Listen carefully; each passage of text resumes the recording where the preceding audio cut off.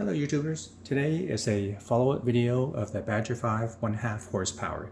My previous video was the removal and installation of the replacement for this model, and so this follow-up video is just going to explain to you how it looks inside and why did it leak.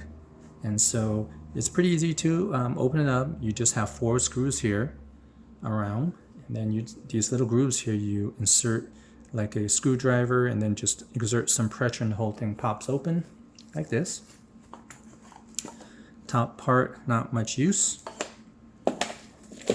So let me explain to you what's going on here.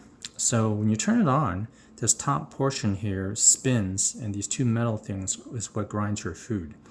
Then the liquid goes down these holes here. On the side here is about 1/8 inch, and it goes down, and the liquid flows out on the side here and outside to your house.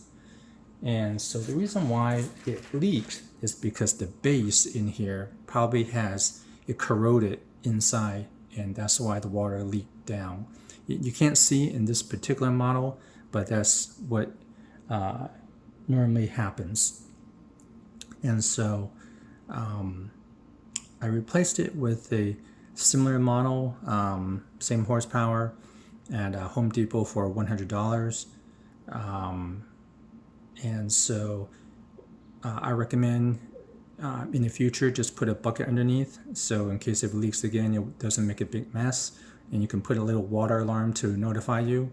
But one exciting thing that I just recently saw was at Costco that they actually sell garbage disposal in a slim fit model for $80, $20 less. So maybe that one will last longer than this one. This one lasted 24 years. So take a look at the reviews and be to judge yourself. So hope you liked this video. If you like it, in other videos more like this kind of videos, hit the like button. Better yet, subscribe.